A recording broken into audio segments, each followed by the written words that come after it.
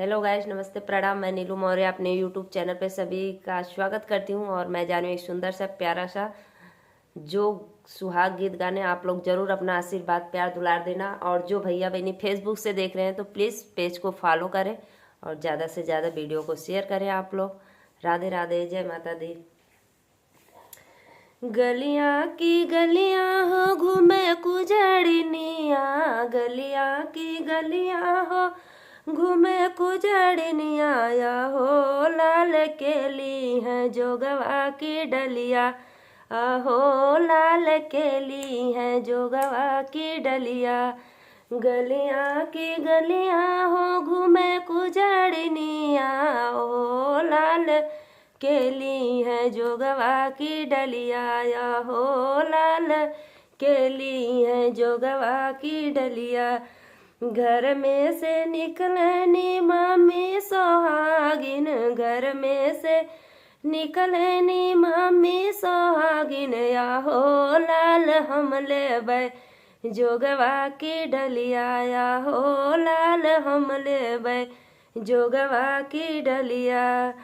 पहिले जे आई तू ता सब जोग पवतू, पहिले जे अवतू ता सब जोग पवतू, आहो लाल अब जोग गईल बिकाई, आहो लाल अब जोग गईल बिकाई। आहो लाल केली है जोगवा की डलिया, आहो लाल केली है जोगवा की डलिया। गलियाँ की गलियाँ हो घूमे कुजड़निया, गलियाँ की गलियाँ हो घूमे कुजड़निया, या हो लाल केली है जोगवा की डलिया, आहो लाल केली है जोगवा की डलिया।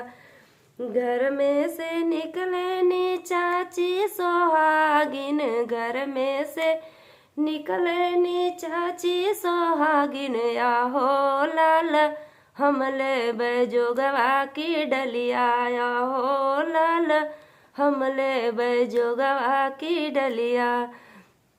पहिले जे अवतू ता सब जोग पवतू, पहिले जे अवतू ता सब जोग पवतू, आहो लाल अब जोग गईल बिकाई, आहो लाल अब जोग गईल बिकाई। आहो लाल केली है जोगवा की डलिया, आहो लाल केली है जोगवा की डलिया।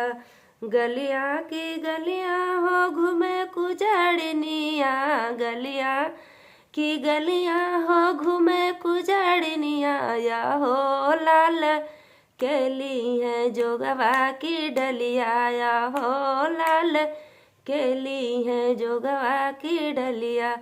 घर में से निकले नी भाभी सोहागिन, घर में से निकले नी भाभी सोहागिन, या हो लाल हम लेबै जोगवा की डलिया, या हो लाल हम लेबै जोगवा की डलिया।